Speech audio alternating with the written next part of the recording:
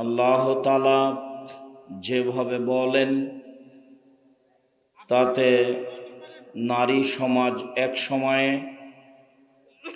নগ্ন হয়ে চলতো, ভুল পথে চলতো, অশ্লীল কাজ করা ছিল তাদের স্বাভাবিক ব্যাপার।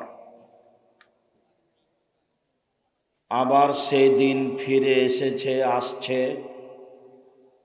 এবং সেটাকে আল্লাহর নবী কিয়ামতের লক্ষণ বলে উল্লেখ করেছেন।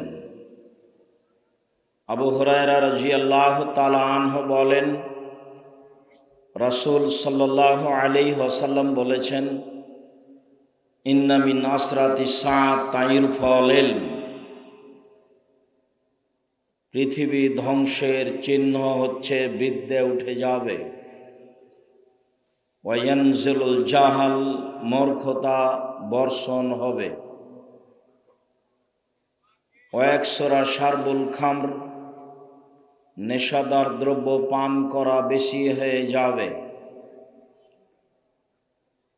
ওয়াকিল্লার রিজাল, পুরুষ কমে যাবে। ওয়াকসুরা নিসা, মহিলা বেশি হয়ে যাবে। হাত্তা ইয়াকুনা লিখামসিনা ইমরাল কাইমুল ওয়াহিদ, একজন পুরুষের অধীনে থাকবে 50 জন নারী। তারা কিভাবে থাকবে তা রাসূল সাল্লাল্লাহু আলাইহি সাল্লাম স্পষ্ট করেননি। বিদ্বানগণ বলতে চেয়েছেন তা আত্মীয়তার ভিত্তিতে হতে পারে, তা হতে পারে অবৈধ সম্পর্কের ভিত্তিতে। 50-70 শব্দটি আরবিতে বেশি বোঝানোর জন্য ব্যবহার হয়। একজন পুরুষের অধীনে 50 জন নারী থাকবে, অর্থ একজন পুরুষের সাথে হাজারো নারীর অবৈধ সম্পর্ক থাকবে, যা এখন পৃথিবীর মানুষ ভালোভাবে অবগত হতে পারছে। এর মধ্যে রাসূল সাল্লাল্লাহু আলাইহি সাল্লামের একটি সতর্ক কঠোর বাণী, ইন্না মিম্মা তাখাওয়াফু, আমি তোমাদের যে বিষয়গুলি নিয়ে খুব বেশি ভয় করি তার একটি বিষয় হচ্ছে আশ-শাহওয়াতুল খাফিয়া, গোপন পাপ। মোবাইলের মাধ্যমে, গোসলখানায়, মানুষের অজান্তে মানুষ কত গোপন পাপ করবে তা আল্লাহ ভালো জানেন। কিয়ামতের লক্ষণ, নারী বেশি হয়ে যাবে, জেনা বেশি হয়ে যাবে। আবু হুরায়রা রাদিয়াল্লাহু তাআলা আনহু বলেন, রাসূল সাল্লাল্লাহু আলাইহি ওয়াসাল্লাম বলেছেন, এতাফাতাসুন নাস তাফাসুদাল হিমারে, গাধা যেমন গাধীর সাথে মিলে লজ্জা বুঝে না, ষাঁড় যেমন গাভীর সাথে মিলে লজ্জা জানে না, মানুষ তেমন খোলা মাঠে জেনা করবে, লজ্জা বুঝবে না। লজ্জা বলে কোনো জিনিস মানুষের থাকবে না, নারীর থাকবে না। অথচ আল্লাহর নবী বলছেন, আল হায়াউ মিনাল ঈমান ওয়াল ঈমান ফিল জান্নাহ, লজ্জাই হচ্ছে ঈমান আর ঈমানই হচ্ছে জান্নাত। লজ্জা নেই যার, ঈমান নেই তার। লজ্জা আছে যার, ঈমান আছে তার, জান্নাত আছে তার। পরের বাক্যে তিনি বলেন, অল বাজাউ মিনাল জাফায়ে ওয়াল জাফাউ ফিন্নারে, নির্লজ্জতা হচ্ছে কঠোরতা, দুশ্চরিত্রের পরিণাম। নির্লজ্জতা হচ্ছে দুশ্চরিত্রের অংশ, আর নির্লজ্জতার ফলাফল জাহান্নাম। এ কথা রাসূল সাল্লাল্লাহু আলাইহি সাল্লাম বলেন। এক সময়ে মহিলারা রাস্তায় হাঁটলে, রাস্তায় মানুষ পড়লে পাশে দাঁড়াতো। এই ছেলে, হাসছো কেন তুমি? কাকে দেখে হাসছো? ঢং পেয়েছো এখানে?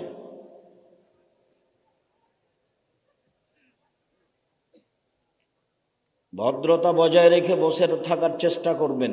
আমি আপনার গ্রামের মানুষ, এ কথা ঠিক, তবে আমি এখন কোরআন হাদিসের কথা বলছি, এ কথাও ঠিক।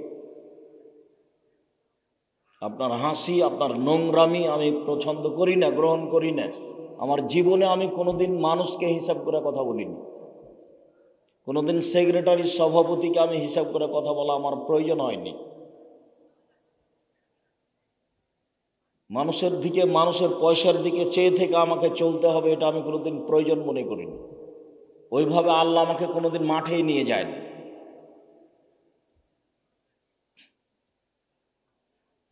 আমার নিজের ভিতরে খুব কোরআন হাদিসের ব্যাপারে খুব দৃঢ় বল আছে। তার মানে আমি কোনো কথা সন্দেহ আছে বলি এটা আমার মনে বলে না। আর আজকে মানুষ পথ খরচ দিবে কি দিবে না এই সন্দেহ আমার ভিতরে কোনো কাজ করে না।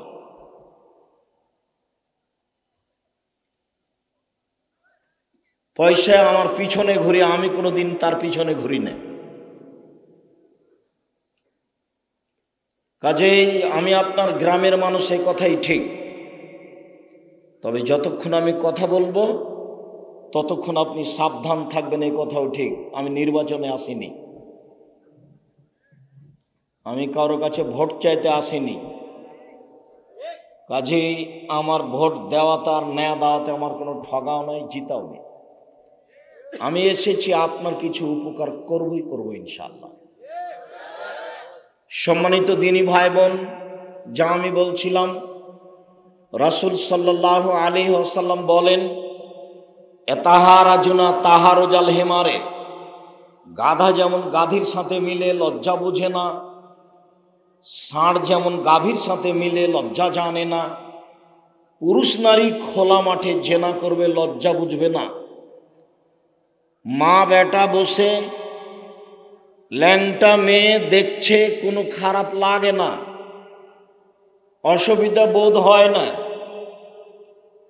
বাপ বেটা নগ্ন মেয়ে টিভি খুলে দেখছে, খারাপ লাগে না, ইতস্ত বোধ মনে হয় না। ধীরে ধীরে আরো খারাপ হয়ে যাবে। দিন যত যাবে মানুষের চরিত্র তত খারাপ হবে, মানুষের ঈমান তত কমে যাবে। দিন যত যাবে মানুষ তত আগাছা হয়ে যাবে। রাসূল সাল্লাল্লাহু আলাইহি ওয়াসাল্লাম কথাটা এভাবে বলছেন, কাইফা বিকুম ওয়া বিজামানিন ইযা উবকিতুম ফি হুসালাতি মিনান নাস। তোমাদের কি হবে, যুগের কি হবে, যখন তোমরা থাকবে আগাছার মাঝে। ধানের মধ্যে যে ঘাস থাকে, সামা ঘাস, কোদা ঘাস, এটা তুলে ফেলতে হয়। তা আল্লাহ নবী বলছেন, যেদিন তোমরা থাকবে আগাছার মাঝে, মানে ধান গাছ থাকবে না, শুধু ঘাস থাকবে, মানে মানুষ থাকবে না, সবাই হবে পশু প্রাণী। সেদিন তোমাদের কি হবে, সেদিন যুগের কি হবে। অমারা জাতিল ওহুদ আল আমানত, মানুষের ওয়াদা অঙ্গীকার থাকবে না, মানুষের আমানত থাকবে না। এই ছেলে, আমানত বুঝো। মাওলানা সুলতান সাহেব তোমাকে 300 টাকা দিয়েছে, বলেছে যে তুমি বাজারে এই জিনিস কিনে নিয়ে আসো। 300 টাকার থেকে বাজার করার পরে 10টা টাকা থেকে গেছিল। 1, 20 টাকার তুমি নাস্তা করেছো। 2, তো 20 টাকার নাস্তা করেছো, তার অনুমতি কোথায়? 10 টাকা যে তুমি জমা দিলে না, তার অনুমতি কোথায়? এর নাম আমানত উঠে যাবে। যার হাতে যখন টাকা যাবে সে এটা আরেকজনের টাকা, সেটা তার প্রয়োজন নেই মনে করার। মৌলানা হোক, আলেম হোক, হুজুর হোক, চেয়ারম্যান হোক, মেম্বার হোক, এমপি হোক, মন্ত্রী হোক, যে যেখানে পয়সা পাবে হাতে, প্রায়ই মানুষ আত্মসাৎ করবে। রাসূল সাল্লাল্লাহু আলাইহি সাল্লাম বলছে, ইয়াতি আলাইকুম সানাওয়াতুন খাদাআতুন, অচিরেই তোমাদের সামনে এমন একটা সময় চলে আসছে, সময়ে সবাই প্রতারক, কে যে ভালো, সবাই প্রতারক, কে যে ভালো। ব্যবসা বাণিজ্য করছে একবার ধনী মানুষ, ছোট আমগুলাকে বড় আমের মধ্যে ঢুকিয়ে দেয়, সব বড় বলে চালিয়ে দিচ্ছে। আমের বাগান মুকুল অবস্থায় বিক্রি করে দিচ্ছে। সবাই জানে যে পাতায় বিক্রি করা হয় না, আম না পাকলে বিক্রি করা হয় না। জমি আমার, আম গাছ আমার, সার দিয়েছি আমি, লোক রেখেছি আমি, সব কিছু খরচ করেছি আমি, কিন্তু ছোট আমগুলি বড় আমের ভিতরে ঢুকিয়ে দেয়, বিক্রি করলে সবাই মিলে চলে গেলাম জাহান্নাম। এর নাম হক নষ্ট, পাপ। আর একজনের গরিব মানুষকে একবারে বাড়ি ঘর দখল করে না ওকে বিদায় করে দিয়েছেন, ওই পাপটা যেমন ছোট আম বড় আমের মধ্যে দিয়ে বিক্রি করে দেওয়া তেমন। এমন একটা সময় চলে আসবে যেই সময়টা প্রতারণায় পরিপূর্ণ। ঈশ্বরদাকে কাঁদেব, সত্যবাদীকে মিথ্যাবাদী বলা হবে। ইকদাবু সাদেকো, সত্যবাদীকে মিথ্যাবাদী, মিথ্যাবাদীকে সত্যবাদী বলা হবে। ইউতামানুল খায়েন উখাইয়ুল মুতামেন, আমানতদারকে বলা হবে আত্মসাৎকারী, আর আত্মসাৎকারীকে বলা হবে আমানতদার। একবারে হুবাহু উল্টা। এ কথা মুহাম্মদ সাল্লাল্লাহু আলাইহি ওয়াসাল্লাম বলছেন, তার এগুলো মুখের ভাষা। তারপরে তিনি বলছেন যে মানুষ সমাজে যে কথা বলবে ও হবে রোয়াইবেজ। তো সাহাবীগণ বলছেন যে রোয়াইবেজ ভাষা তো বুঝলাম না। তখন আল্লাহ রসুল বলছেন যে ইয়াকুনু লিআমরিল আম্মা রাজুলুত তাফে, বদ শ্রেণীর মানুষ, ইতর শ্রেণীর মানুষ, থার্ড পার্সন মানুষ,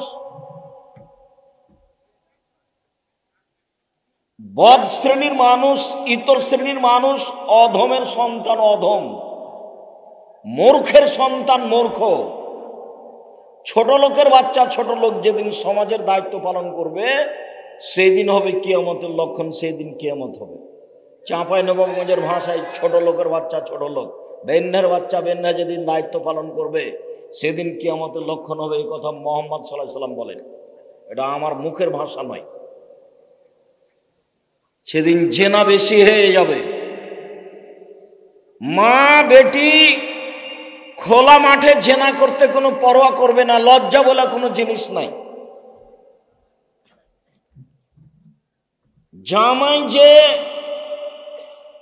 আরেক মেয়ের জন্য হারাম, তার সাথে দেখা করা হবে না, এটা না শাশুড়ি বুঝবে, এটা না শ্বশুর বুঝবে, এটা না মেয়ে বুঝবে, এটা না স্ত্রী বুঝবে, এই বোধ কারো থাকবে না। যেমন বিবাহের সময় আসলে, আমাদের চাঁপাইনবাবগঞ্জে বিবাহের সময় আসলে এই পুরো গ্রামের মহিলা একজন আর একজনের সাথে এমন ভাবে মিশছে যে বউ এত কাছাকাছি হয় না। এটা কিয়ামতের লক্ষণ, এটা কিয়ামতের লক্ষণ। আমি তো প্রায় 20 বছর থেকে বলছি যে চাঁপাইনবাবগঞ্জ জেলার বিবাহের শুরু থেকে নিয়ে শেষ পর্যন্ত একটা কাজও জায়েজ নয়, সবই হারাম। তো কেউ আমাকে তো কেউ বলে না যে না এটা আপনি বেঠিক বলছেন, এটা কেউ তো বলে না আমাকে। আর আমি তো জেনে শুনেই বলছি। এই নীতি থেকে ফিরে আসতে হবে জরুরিভাবে, এই নীতি থেকে ফিরে আসতে হবে জরুরিভাবে। সম্মানিত দিনী ভাই বোন, নারী, মহান আল্লাহ বলেন ওয়াকারনা ফি বুয়ুতিকুন্না ওয়ালা তাবাররাজনা তাবাররুজাল জাহিলিয়াতিল উলা।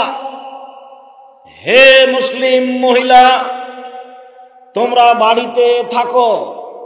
বন্যতার যুগে, বর্বরতার যুগে, অসভ্যতার যুগে নারীরা যেভাবে চলতো সেইভাবে চলো না। এখন আপনি রাস্তাঘাটে নারীকে যেভাবে চলতে দেখছেন এইভাবে চলতো জাহেলিয়াতের যুগে। সেটা আবার ফিরে এসেছে, সেটা আবার ফিরে এসেছে। জাহেলিয়াতের যুগে এরকমই ছিল, খোলা মাঠে জেনা হতো, কোনো সমস্যা ছিল না। বন্যতার যুগে, বর্বরতার যুগে, অসভ্যতার যুগে, আমাদের নবী হিসাবে আসার যুগে নারীরা যেভাবে নগ্ন হয়ে চলতো সেইভাবে তোমরা চলো না। এটা আল্লাহর আদেশ। এই আল্লাহর আদেশকে অমান্য করে কোনো মহিলা জান্নাত কিনতে পারে না। আবু হুরায়রা রাদিয়াল্লাহু তাআলা আনহু বলেন, রাসূল সাল্লাল্লাহু আলাইহি সাল্লাম বলেছেন, সিনফান মিন আহলিন নার লাম আরাহুমা, দুই শ্রেণীর মানুষ জাহান্নামে যাবে, ওদের আমি দেখিনি। মুহাম্মদ সাল্লাল্লাহু আলাইহি সাল্লাম বলেন, দুই শ্রেণীর মানুষ জাহান্নামে যাবে, ওদের আমি দেখিনি। দুই শ্রেণীর মানুষ জাহান্নামে যাবে, আমি তাদের দেখিনি। এক, কওমুন ফিয়াদিহিম, এক শ্রেণীর মানুষ এমন মানুষ যাদের হাতে থাকবে লাঠি, কাজ নাবিল বাকারে, গাভীর লেজের মতো, একদিক মোটা একদিক চিকন, এজরুবিভান নাস, তা দিয়ে তারা মানুষকে মারবে। যে লাঠি এখন সাধারণত প্রশাসনের হাতে থাকে, যে লাঠি এখন ধর্না ধরে পড়াশোনার নামে ছেলেরা কলেজ বিশ্ববিদ্যালয়ে হেফাজতে রাখে, সময়ে ব্যবহার করবে সেই জন্য, এরকম লাঠি যাদের হাতে থাকে তারা জাহান্নামে যাবে, এ কথা আল্লাহর নবী বলেন। এইটা কথা শেষ হতেই তিনি বলছেন আরেক শ্রেণীর মানুষ, নিসাউন, মহিলা, কাসিয়াতুন, কাপড় পরে থাকে। দেশের স্কুল কলেজের নীতি, এই ছেলে, এখন যেগুলো প্রাইমারি হাই স্কুল দেখছেন, কলেজ দেখছেন, এগুলো কিন্তু এনজিও, ইংরেজদের যুগের এটা এনজিও। এখন যেমন ব্রাক এক সময় খুব খারাপ ছিল, এখন কি ব্রাক খারাপ? এখন তো ব্রাক ব্যাংকি সবকিছু, মোবাইল ফাংশন তো সবকিছু, সব তো ওদের। এখন তো আর ব্রাক খারাপ হয়ে নাই, ব্রাকের পড়াশোনা, ব্রাকের সুবিধা যত কিছু আছে, মোবাইল ফাংশন সব তাদের, এখন সব মিঠাই হয়ে গেছে। তো এগুলো ছিল এনজিও, এগুলো এখন শিক্ষা প্রতিষ্ঠান হয়ে গেছে। এই শিক্ষা প্রতিষ্ঠানের ছাত্র ঢোকা থেকে নিয়ে বের হওয়া পর্যন্ত, শিক্ষক ক্লাসে ঢোকা না থেকে বের হওয়া পর্যন্ত, খাতা কলম সালাম কালাম বই পুস্তক নিয়ম কানুন সব খ্রিস্টানের, একটা মুসলমানের নয়, এবং একটাও কারো কাছে খারাপ নয়, সবাই নির্দ্বিধায় একে মেনে চলছে।